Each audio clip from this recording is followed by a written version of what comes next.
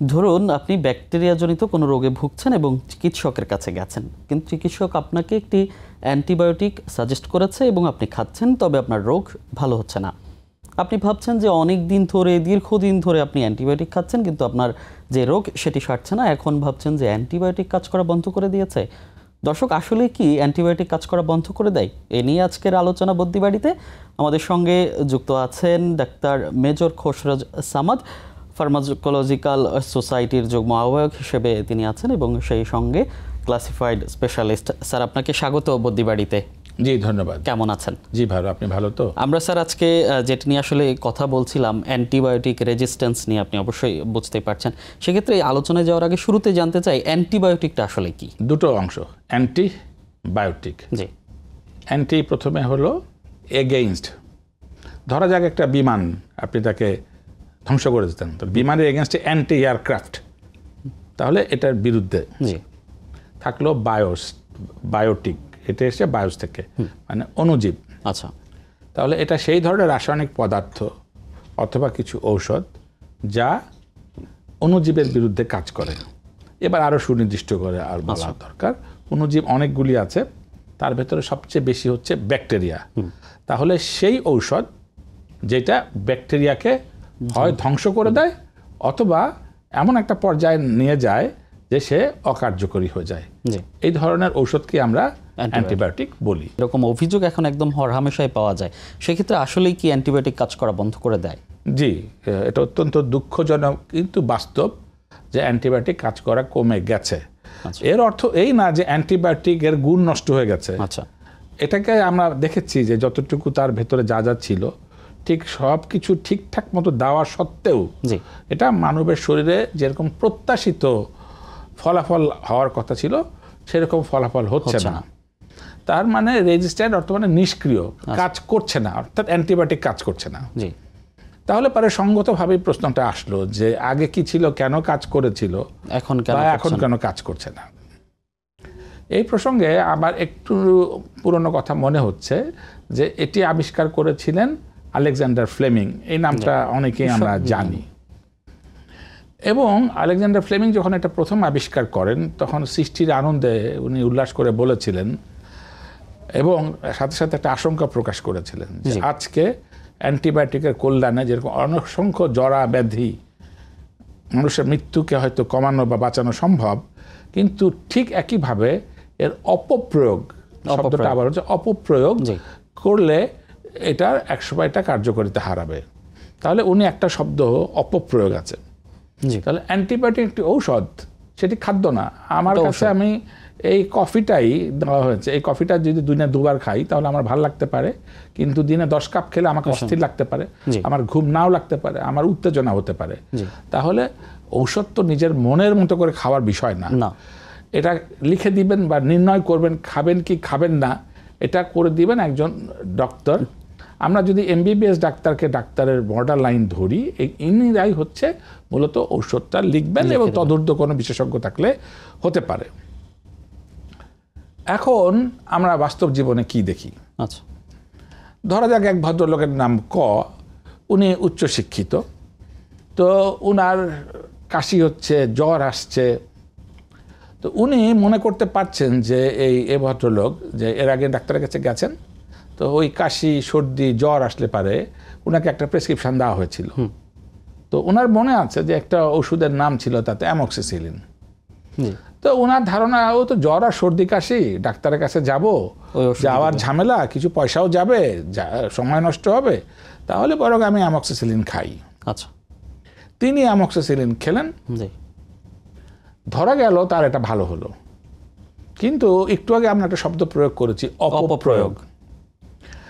Doctor অনেকগুলি সিদ্ধান্ত উপনীত হয়ে ওনাকে দিয়েছিলেন, সেই তথ্যগুলি ওনার জানবার কথা নয়। যেমন আসলেই কি সব সর্দি কাশিতেই অ্যান্টিবায়োটিকের দরকার আছে? যিনি রুগী তিনি কিন্তু তার মন চেয়েছে, উনি খেয়ে ফেলেছেন, তাহলে ওনার হয়তো দরকার ছিল না। তাহলে কখন দরকার আর কখন দরকার নয়, এটা একটা বড় প্রশ্ন। সহজ করে বলি, আমরা বলেছি একটু আগে অণুজীব অনেক রকম আছে, তার একটা ভাইরাস, তার একটা প্রোটোজোয়া এবং ইত্যাদি ইত্যাদি। কিন্তু আমরা একটু আগে দেখেছি যে অ্যান্টিবায়োটিক শুধুমাত্র ব্যাকটেরিয়ার উপর কাজ করে, তাহলে ওনার ওই যে শ্বসনতন্ত্রের যে ইনফেকশন বা কাশি জ্বর, এটা ভাইরাস দ্বারা হতে পারতো, প্রোটোজোয়াও হতে পারতো, বা অন্যান্য অণুজীব দ্বারা হতে পারতো। তাহলে এই অ্যান্টিবায়োটিক যে উনি খেয়েছেন, তাহলে এইটা যদি অণুজীব ব্যাকটেরিয়া ছাড়া অন্য কিছু হয়, তাহলে ওষুধটা তার কোনো কাজেই লাগবে না। কাজে লাগবে না, কিন্তু ওষুধ তো ওষুধ মাত্রই তার পার্শ্ব প্রতিক্রিয়া থাকবেই।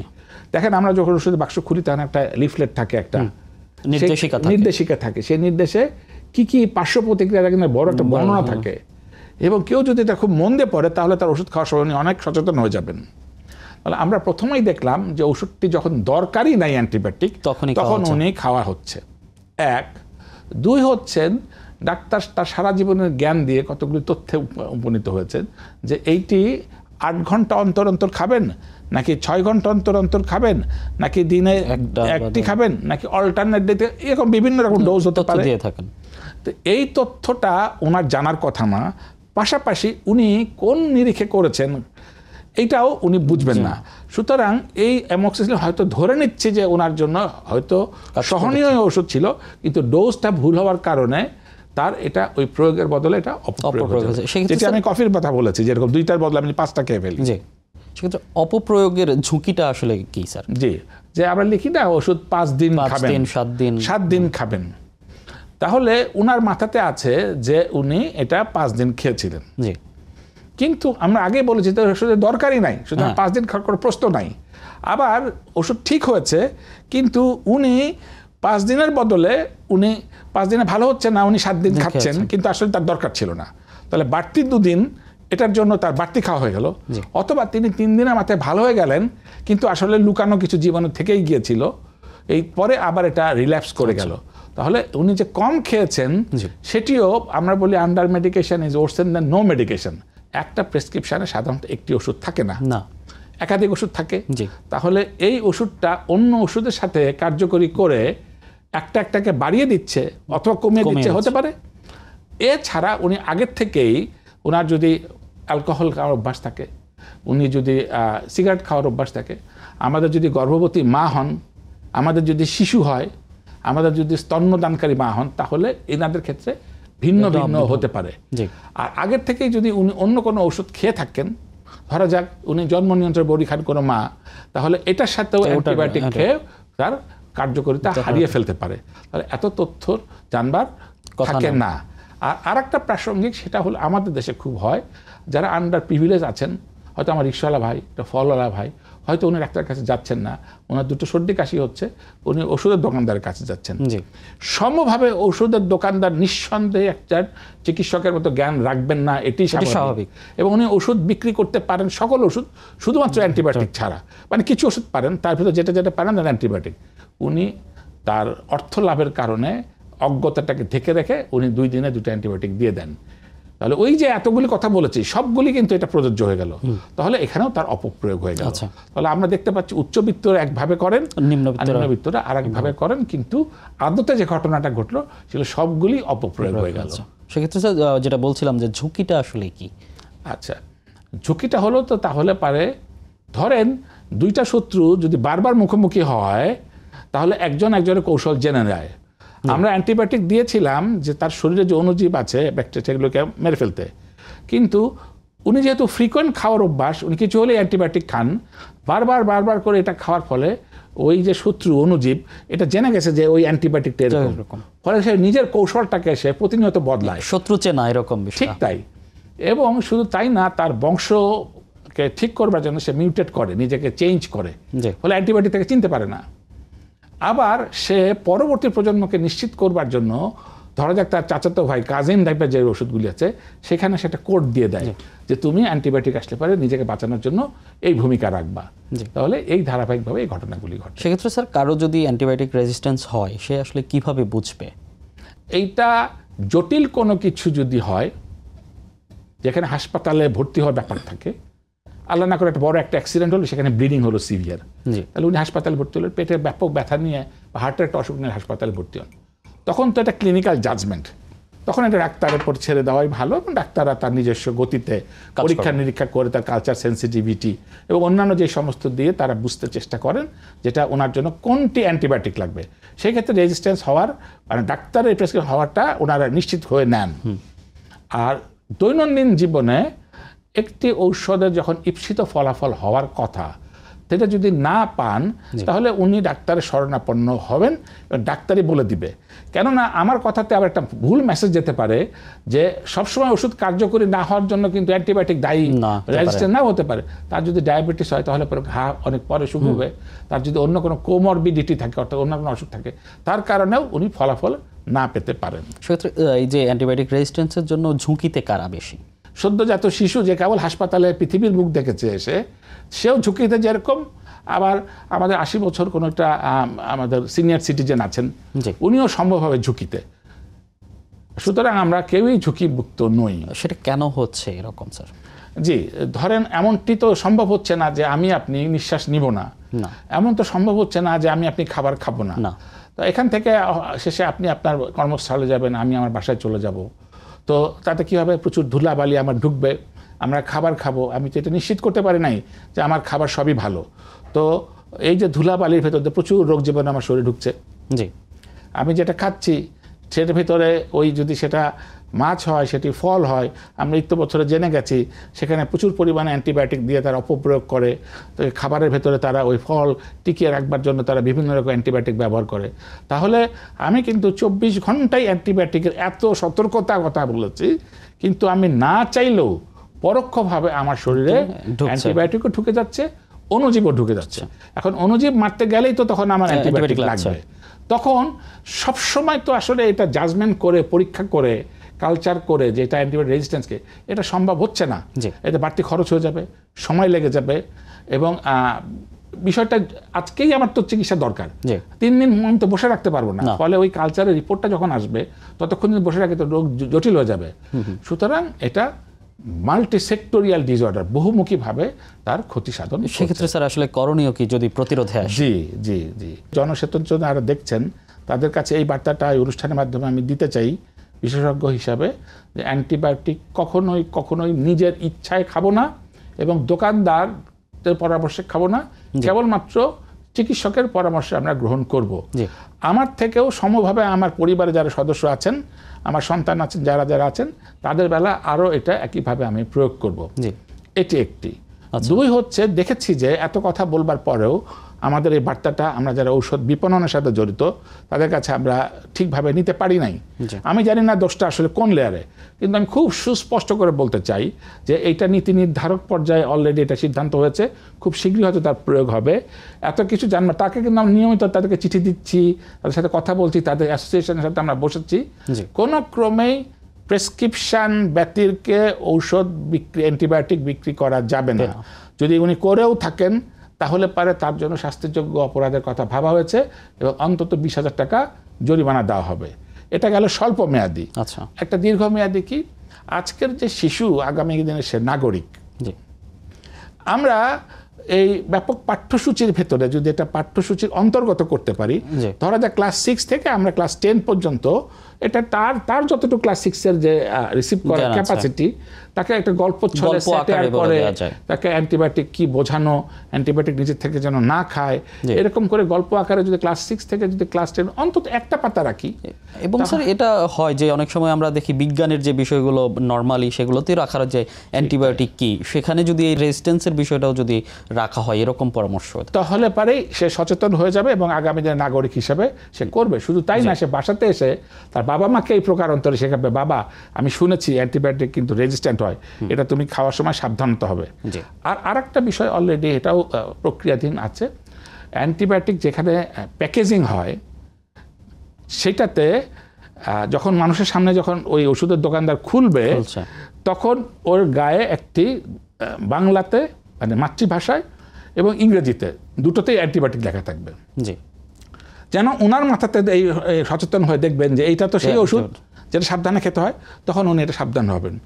এবং ধরে নিচ্ছি যে উনি কোনো অক্ষর জ্ঞান উনি রাখেন না, ওনার যে সতর্কতার জন্য একটা লাল সাইন থাকবে, তখন উনি এই যে সেই লাল সাইন অর্থাৎ এখানে অ্যান্টিবায়োটিক আছেন, সুতরাং উনি এইরকমভাবে বিকৃত ওষুধ খাওয়ার বেলায় উনি সচেতন হয়ে যাবেন। এই দায়টা বা এই দায়িত্বটা আসলে নিবে কারা এবং সেজন্য আপনারা কোনো পদক্ষেপ নিচ্ছেন কিনা? এটা একটা নীরব ঘাতক। বলা হচ্ছে যে কোভিডে আমরা দেখেছি সারা পৃথিবীকে কোভিডে যত মানুষ মারা গেছে, এটাকে যদি নিয়ন্ত্রণ না করা যায় অতি অল্প সময়ে তার থেকে বেশি মানুষ মারা যাবে, কিন্তু কেউ বুঝবে না, কারণ একসাথে মরবে না, একটা স্বাভাবিক মৃত্যু, কিন্তু ওর ঘটনাটা ঘটেছিল আসলে অ্যান্টিবায়োটিক রেজিস্ট্যান্স ছিল, সেটি যাবে না। আমি ব্যক্তিগত একটি স্মৃতিচারণ না করলে আমার মনোকষ্ট থেকে যাবে। সেটি হলো যে কোভিডের সময় আমার মাকেও সম্মিলিত সামরিক হাসপাতালে ভর্তি করা হয়েছিল, আমার বাবা ভর্তি ছিলেন। তো ওখানে তো অনেক দায়িত্বপূর্ণ চিকিৎসকরাও থাকেন, আমি সহ তার চিকিৎসা হয়েছিল। তো হাজার হাজার রোগী ভালো হয়েছে, কিন্তু আমার মাকে ভালো করা সম্ভব হয়নি। তো আমি জানি না, তবে আমি বুঝতে পারি যে ঔষধের স্বল্পতা অথবা ঔষধের অকার্যকারিতা একটি ভয়ঙ্কর বিষয়।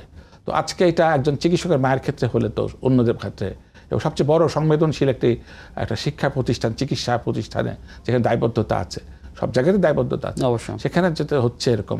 সুতরাং আমাদেরকে, আমার মনে হয়, নিজের মাকে বাঁচানো, নিজের সন্তানকে বাঁচানো, পরবর্তী প্রজন্ম বাঁচানোর জন্য এটা অত্যন্ত অত্যাবশ্যকীয় একটি বিষয়, এবং এটা সবাই মিলেই করতে হবে। সেক্ষেত্রে স্যার আমরা বিভিন্ন সময় বিভিন্ন দিবস হিসেবে দেখি কিংবা সপ্তাহ হিসেবে দেখি আপনারা যে সোসাইটি আছেন বাংলাদেশ ফার্মাকোলজিক্যাল সোসাইটি থেকে, সেক্ষেত্রে সাধারণ মানুষের সচেতনতার জন্য আপনারা কি করছেন? জি, আমরা যেটা করি সেটা হলো যে কম্প্রিহেন্সিভ অনেক কিছু প্রোগ্রাম নেওয়া হয়, এটা লিফলেটের মাধ্যমে। এটা তো এই যুগে সোশ্যাল নেটওয়ার্কিংকে আমরা হালকা করে দেখার কোনোই অবকাশ নাই, তাহলে সোশ্যাল নেটওয়ার্কিংয়ের মাধ্যম দিয়ে এটা করতে হবে। ওই যে আমরা বললাম স্কুল কলেজে, আমরা যে স্কুল কলেজ যতক্ষণ না পাঠ্যসূচিতে হচ্ছে, স্কুল কলেজদেরকে সেখানে যে বোঝানো, এবং স্বাস্থ্যকর্মীদেরকে বোঝানো, এবং ওই যে যারা ওষুধ বিক্রি করেন তাদের কাছে এই বার্তাটা পৌঁছে দেওয়া যে আজকে কিন্তু আপনার সন্তানও ওই ভুল করে অ্যান্টিবায়োটিক রেজিস্ট্যান্সে পড়ে যেতে পারে, সুতরাং আপনার অল্প লাভের জন্য আপনার সন্তানের মৃত্যু কিন্তু আপনি কিনে নিয়ে আসছেন। এই বার্তাটা যখন আমরা সত্যি সত্যি তাদেরকে পৌঁছে দিতে পারবো, তখন হয়তো শাস্তিটাও দরকার হবে না, তখন উনি স্বতঃস্ফূর্ত হয়ে এই অ্যান্টিবায়োটিকের অপব্যবহার রোধে ওষুধটি আর বিক্রি করবেন না। সেক্ষেত্রে চিকিৎসকদের ভূমিকা কি আছে? এই কথাটা আমি খুব অকপটে বলতে চাই যে আমাদের ভেতরে কখনো কখনো কারো এই প্রবণতাটা থাকে যে আমার রোগীকে তাড়াতাড়ি ভালো করে ফেলবো, তাতে হয়তো রোগীটা কষ্ট পাবে, তাতে কখনো কখনো আমার একটু বায়াসনেস আসতে পারে। তখন আমি চাই যে একটু বেশি মাত্রার বর্ণালী, বিস্তৃত বর্ণালী ওষুধ দিয়ে দেবো, তখন হয়তো স্বল্প বর্ণালী ওষুধ দিলেও ভালো হতো। অর্থাৎ আমি লেমন ভ্যালি যে বেশি পাওয়ারফুল ওষুধ আর কম পাওয়ারফুল ওষুধ, তাহলে আমার কম পাওয়ারফুল ওষুধ দিয়ে যদি আমি অন্যদিকে বলি যে আপনার কিন্তু 5 দিন 7 দিন একটু বেশি কষ্ট হবে, কিন্তু দীর্ঘমেয়াদী আপনার লাভ হবে, আর আমি 2-3 দিনের ভিতরে আপনাকে চাঙ্গা করে যাব, কিন্তু এটা আপনার জন্য দীর্ঘমেয়াদী ক্ষতি হবে। সুতরাং আপনি কোনটা বেছে নেবেন বলেন? তখন রোগী নিশ্চয়ই বলবে যে আমি আর চাই না, আমার 5টা দিন আমি কষ্ট করতে রাজি আছি, আপনি বরং আপনি যেটা ভালো মনে করেন তেমন ওষুধটি আমাকে লিখে দেন। সেক্ষেত্রে বড় ভূমিকা রাখতে পারেন তারা, আমি সেটা মনে করি। স্যার একদম শেষের দিকে আমরা চলে এসেছি। আমাদের দর্শক আজকে যারা দেখছেন তারা যাতে এই অ্যান্টিবায়োটিক রেজিস্ট্যান্সে পড়তে না হয় বা শিকার হতে না হয়, সেক্ষেত্রে আপনার পরামর্শ কি থাকবে? জি, আমরা যে আলোচনাটা করেছি সেখানে আবার সেটাকে আমি সামারি করতে চাই। কখনোই আমার ইচ্ছায় মনে চাইলো আমি অ্যান্টিবায়োটিক মুড়িমুড়কির মতো খাবো না। জি, পারতপক্ষে কোনো ওষুধই না হওয়া উচিত, কিন্তু অ্যান্টিবায়োটিকের খাওয়ার প্রবণতা আমাদের খুবই বেশি। 1, 2 হলো যে আমার পরিবারকে আমি শিখিয়ে দিব যে অ্যান্টিবায়োটিক না। 3 হলো ওই ওষুধের যেখানে ডিসপেন্স হয়, সবারই আমাদের ছোট দেশ, আমার অন্তত 1-2টা ওষুধের দোকানের সাথে পরিচয় আছে, বিপণন প্রক্রিয়ার সাথে, তাদেরকে আমি অনুরোধ করব, বার্তা দিব যেন এটার অপব্যবহার না হয়। আর যারা আমাদের আন্ডার প্রিভিলেজ আছে তাদেরকে আমরা বুঝিয়ে দিব যে দোকানকে বা তুমি ওষুধ কেনার সময় বা জিজ্ঞেস করে নিও, যে উপলব্ধি করে নিও এটা অ্যান্টিবায়োটিক কিনা এবং সত্যি সত্যি এটা খাওয়া উচিত কি উচিত না। অসংখ্য ধন্যবাদ স্যার আপনাকে বদ্যিবাড়িতে আসার জন্য। আপনাকেও ধন্যবাদ। দর্শক, কথা হচ্ছে অ্যান্টিবায়োটিক নিয়ে, কথা হচ্ছে অ্যান্টিবায়োটিক রেজিস্ট্যান্স নিয়ে, অর্থাৎ যেটি আসলে আজকের যে আমাদের অতিথি চিকিৎসক বলছিলেন যে সচেতনতার বিকল্প নেই এবং অ্যান্টিবায়োটিকের বিষয়ে এই বিষয়টা আরও কয়েক গুণ ভূমিকা রাখতে পারে। তো ততক্ষণ ভালো থাকুন, সুস্থ থাকুন আর সঙ্গে থাকুন সময়ের।